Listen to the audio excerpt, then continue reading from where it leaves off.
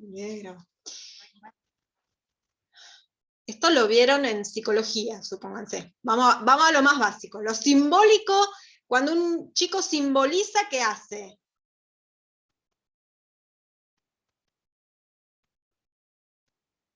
No sabemos. ¿Qué hace? Algo hace. Bueno, es la primera clase. Ah, de repente fue como too much. No, pero para que podamos empezar a relacionar, porque lo ideal es que nosotros podamos, que las palabras tengan sentido, no estén vacías, no las digamos porque sí. Cuando hablamos de transmisión simbólica, hablamos de... Algo que no se toca. Ay, O sea, ¿sabes qué? Te escuché bajito, espera. De vuelta. Como algo no tangible.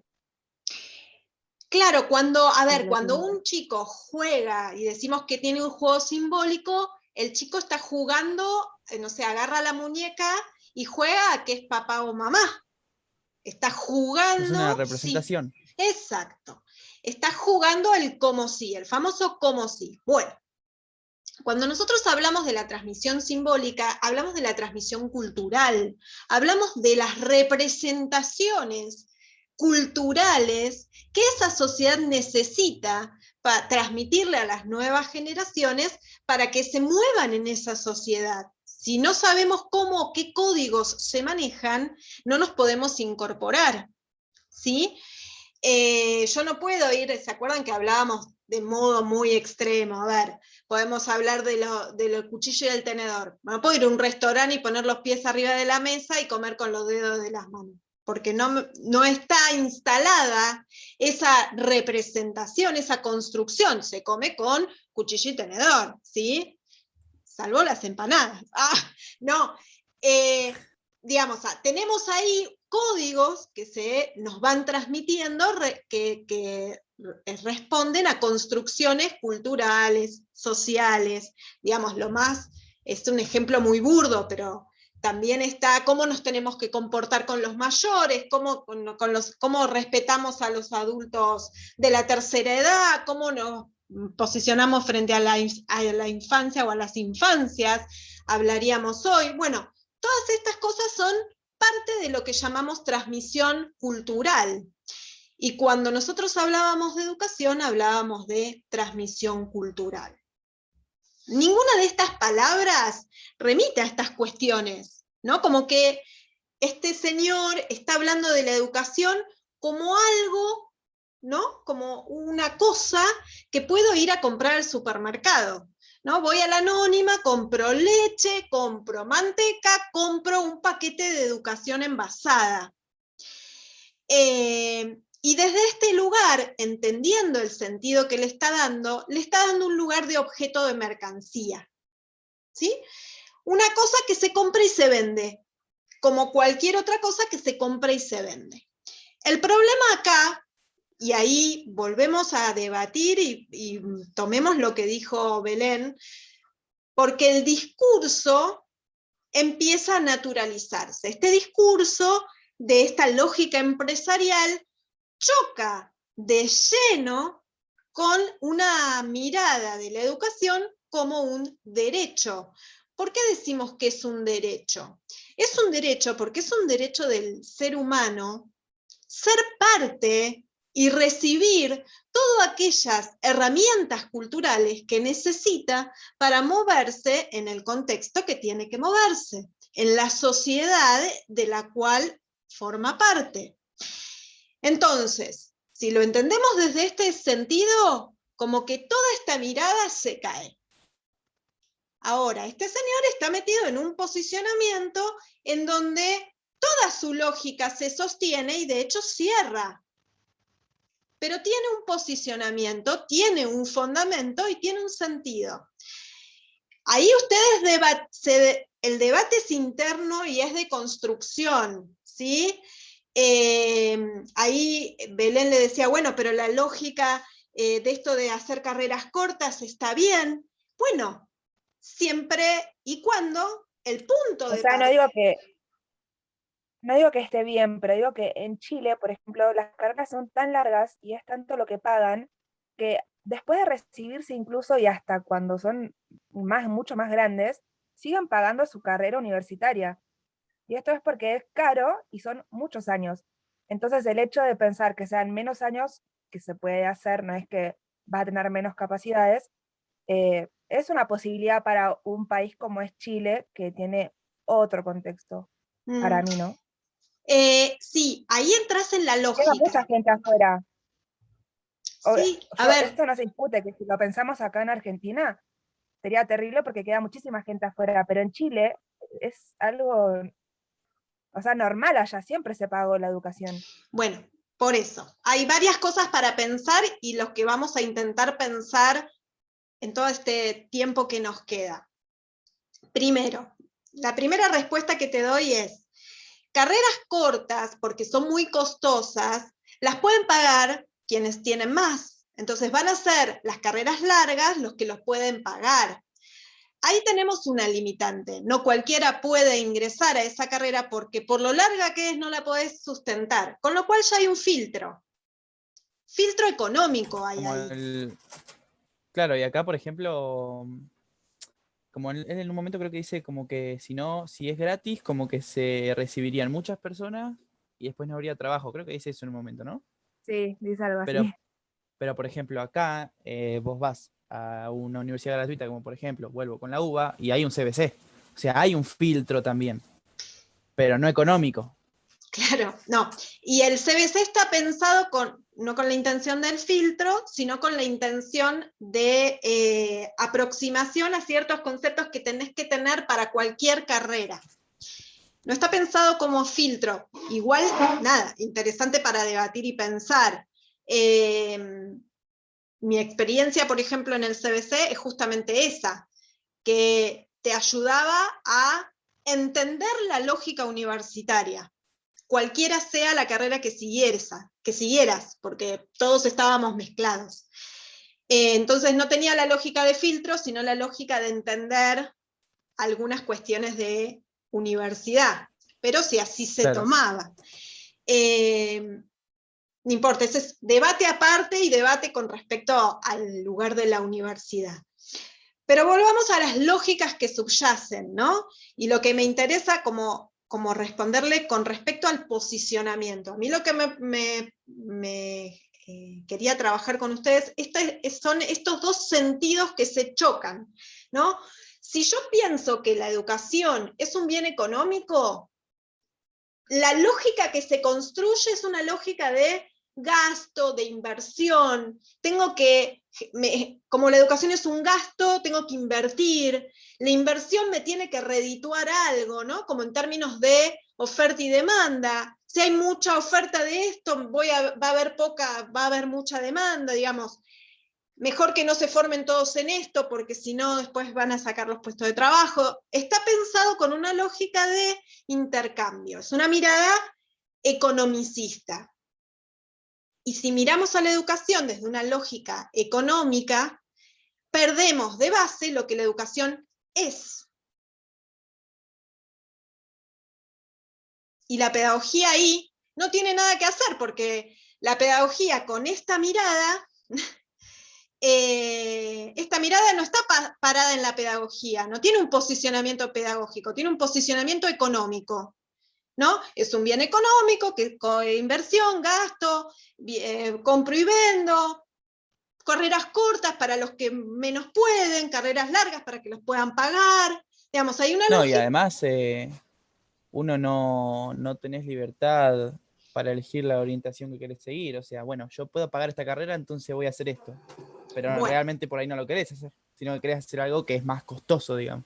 bueno, ellos ¿qué te van a decir? Siguiendo con la misma lógica, con este posicionamiento, empieza a aparecer una lógica meritocrática, ¿no? Si vos no tenés, vieron que hacia el final dice que hacia Lo de las becas, los de las becas. está bien. ¿A Sí, quiénes eso es becan? terrible también.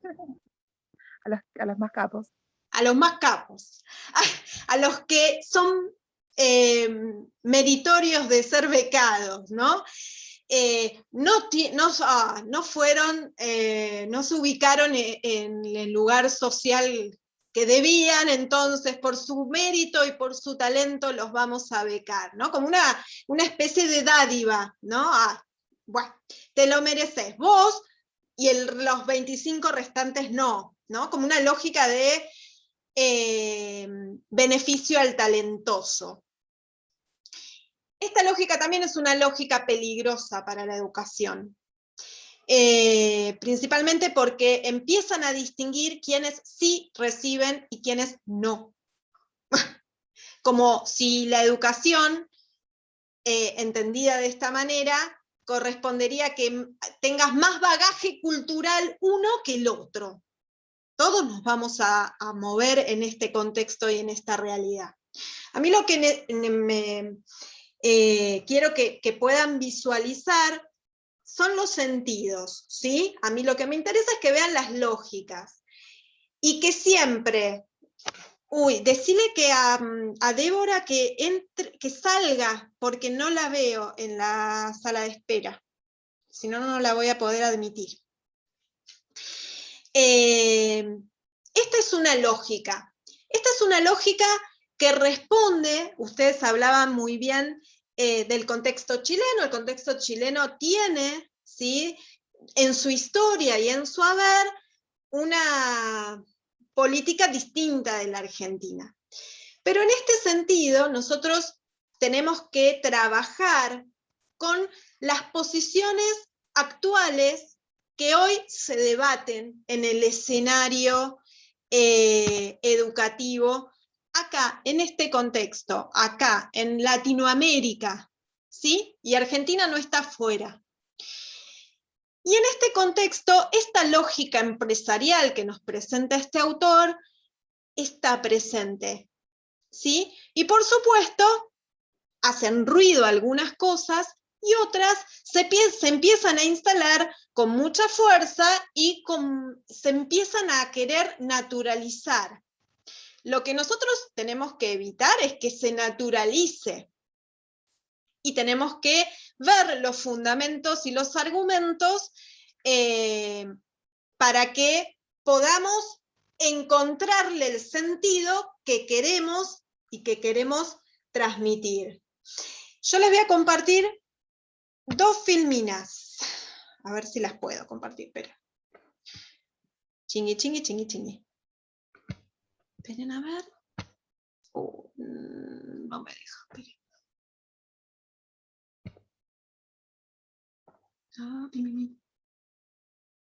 Se los voy a mostrar chiquitito porque me parece que es grande. Dígame si se ve. Que no me deja ahí abajo ver más grande. No lo puedo como cortar. Ahí se ve. Pero se ve. Y una retrospectiva, bla, bla, bla. Tomamos partido, básicamente.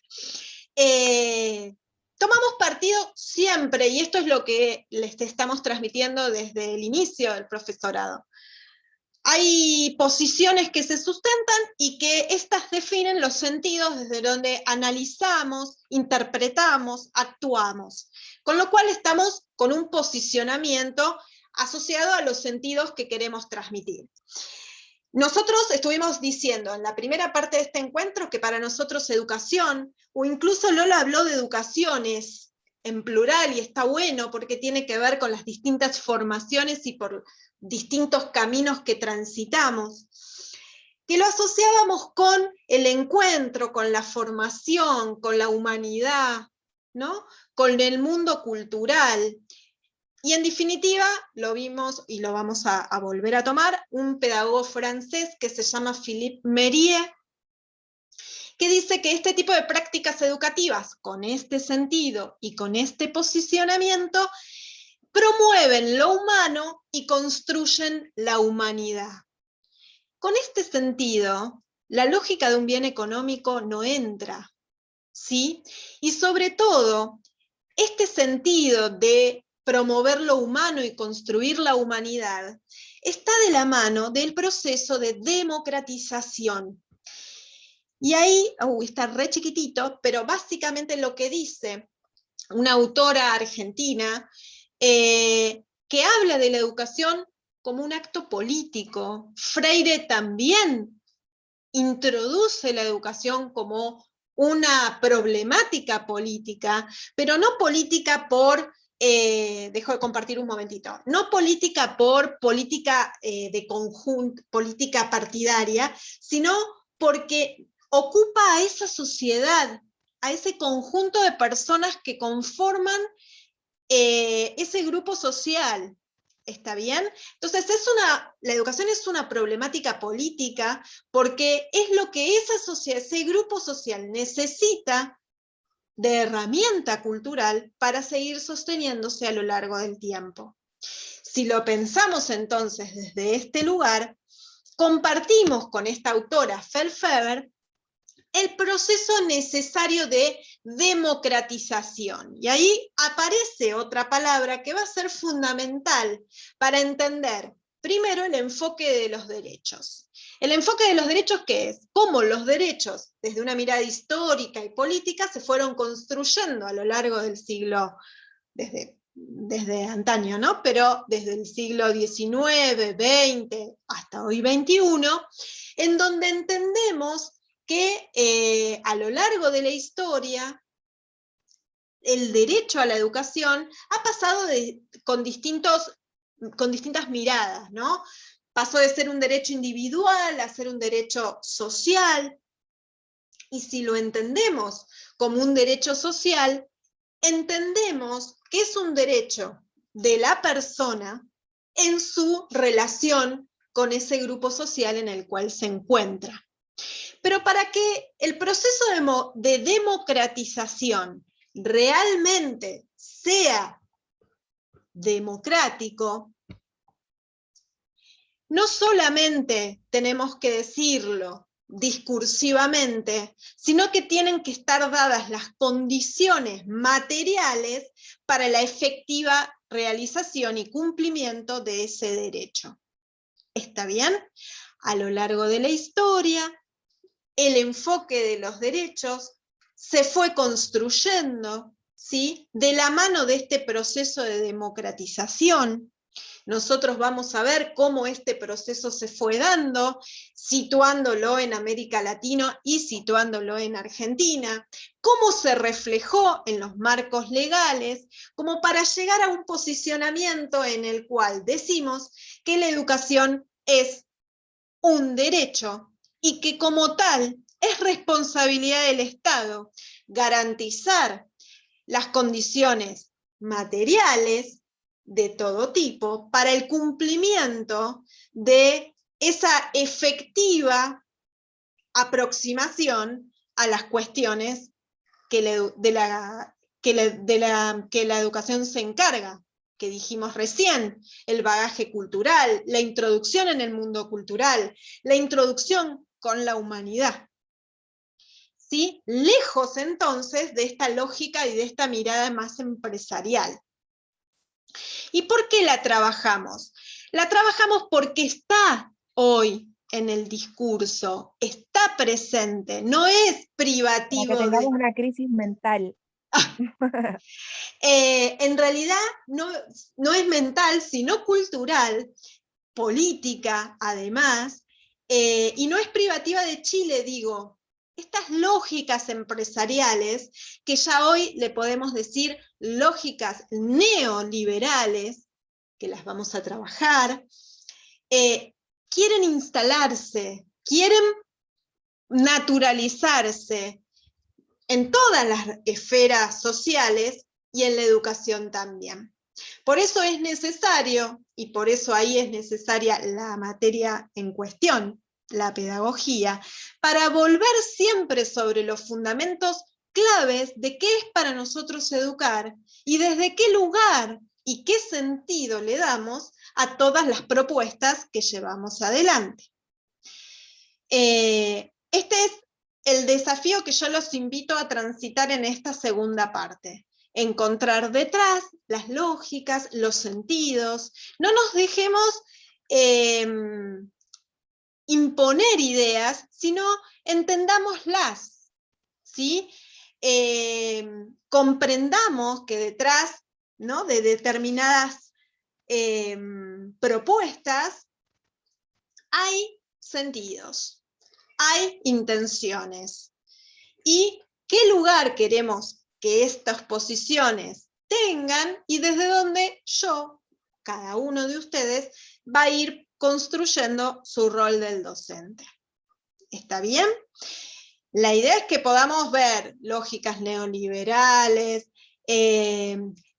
posmodernas, la revolución tecnológica, todo lo que acontece hoy en el contexto actual, mirando el recorrido histórico-político, situado en Argentina, pero también en América Latina, y después, bueno, ver qué pensamos acerca de la escuela con toda esa realidad que nos atraviesa. Bien, ¿se entendió? Más o menos por dónde vamos a ir. Chan, chan. Sí, profe. Bien. Y vamos a ver también en los marcos legales de Argentina si estas lógicas, estos sentidos se ven. ¿Qué pasa hoy con la Ley de Educación Nacional? ¿Qué pasó con la Ley Federal en su momento? Digamos, me interesa que tengan esta mirada, que si bien no es en general privativo de un programa de pedagogía, a mí en particular me interesa que ustedes puedan, porque no tienen otra materia donde esto se vea, no tienen una materia que se llame política educativa, donde se verían las leyes y demás. Entonces, para mí es importante que ustedes sepan, aunque sea el encuadre desde donde se piensa institucionalmente, legalmente, políticamente, lo que sucede con la educación. Bien, esto por un lado. Vamos a lo concreto y a lo que les propongo hacer. En la plataforma les voy a subir. Primero tienen que leer el libro de Freire, porque no les va a quedar alternativa. Porque de ese libro ustedes van a hacer una reseña. Y yo les voy a explicar qué es una reseña, porque hacer una reseña no es ni un resumen, ni una síntesis, ni explicar todo el texto. Una reseña es otra cosa, y tiene que ver con lo que ustedes entienden, ¿sí? Con su interpretación y su posicionamiento personal de aquello que leyeron. Y no tiene más de media carilla, con lo cual tienen que haber leído y entendido lo que leyeron. ¿Bien? Pero yo todo esto se los voy a explicar. Seguramente tendremos unos 15, 20 días, porque no van a estar haciendo lo de Freire mientras seguimos avanzando. Por eso yo les pedía que lo lean antes. Eso por un lado. Por otro lado, ¿ustedes vieron la película El Capitán Fantástico? Chon, chon. No. Buenísimo, No, porque la van a ver. Oh, no, está en internet, está en YouTube, la pueden googlear. Yo les voy a subir el link, pero básicamente está en YouTube. Y si se fijan en la sinopsis de la película, o en el tráiler, sería más actual decir tráiler, se van a dar cuenta que es una familia que deciden no mandar a los hijos a la escuela. Y a mí me interesaría que ustedes debatan, yo les voy a abrir un foro para que ustedes debatan a partir de mirar la película, ¿qué piensan ustedes de una propuesta desescolarizante? Si estarían de acuerdo, si no.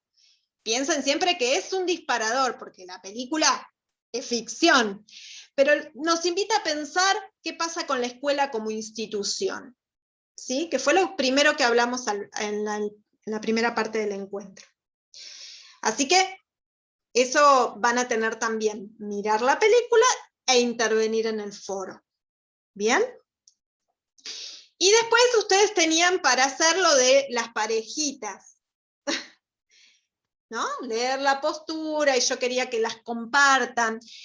Mi intención era que las suban, no iba a dedicarle mucha parte del encuentro, pero me interesaría que hagan una breve presentación el miércoles que viene de eso que leyeron. ¿Sí? Hagan la presentación. Breve, con ¿Cómo? todas las hojas que eran, profe. No, pero No hacemos Yo les dije que cuando lo lean se van a dar cuenta que son muy repetitivas, en algunos casos muy repetitivas. Concéntrense en la propuesta pedagógica del autor que le tocó. Eso había que hacer, ¿sí? Marquen qué propone ese autor pedagógicamente hablando hacer, es decir, ¿qué hace para educar? Eso es lo que tienen que poner. Lo compartimos brevemente en el encuentro que viene. Si tienen un soporte, me avisan, yo los pongo como hospedadores y lo comparten. ¿Sí? Comparten la pantalla y cuentan brevemente. No más de 5 o 7 minutos, porque si no, vamos a estar todo el encuentro con esas alternativas. Pero no quiero que se me pase, porque si no, estamos como desfasados en los tiempos y eso los va a confundir. Entonces, paso en limpio. Tienen para el encuentro que viene esta presentación de 5 a 7 minutos. En parejas, incorporen a Lola, porque no estaba ningún grupo, algún grupo la incorpora. Hagan la presentación breve de la propuesta del autor que les tocó. Si quieren compartir pantalla, las ponemos como hospedadores, no hay problema. Con eso cerraríamos eso. ¿Bien? Después, si les propongo que vean la película e intervengan en el foro. La película es larga, así que dispongan de un tiempito. Como que sábado a la noche no tenían otro plan que ver la película que les dio la profe de pedagogía, nada que ver. E intervienen en el foro inmediatamente después. Sábado 12 de la noche, ya los veo interviniendo en el foro. Bien, y después les queda pendiente terminar de leer Freire y yo les voy a decir cuándo presentan la reseña. No se dejen estar porque yo no voy a extender el tiempo. No es que sea mala, pero estoy dolida y me la voy a reconocer. No, nada que ver. Pero me parece que está bueno que no se nos desfasen los tiempos, ¿sí? Porque si no se pierden en los contextos. Entonces, queda claro lo que hay que hacer, básicamente. Y esto que trabajamos hoy, recuerden que está en el capítulo 2 y en el capítulo 3 de La educación, ayer, hoy y mañana, de Silvina Gibbs, ¿sí? El ABC de la pedagogía. Ustedes ya lo tienen en la plataforma porque ya lo leyeron incluso, pero si quieren mirarlo de vuelta como para mirar desde dónde lo estamos encuadrando, sirve. ¿Sí? ¿Les parece? Sí, profe. Dale, profe. Dale, entonces quedamos así, quedamos como pensando mucho en la pedagogía. Nos vemos entonces el próximo miércoles y yo calculo que lunes les mando ese marco introductorio para que tengan como para arrancar. ¿Está bien? Bueno, profe, gracias. Nos vemos, que anden bien.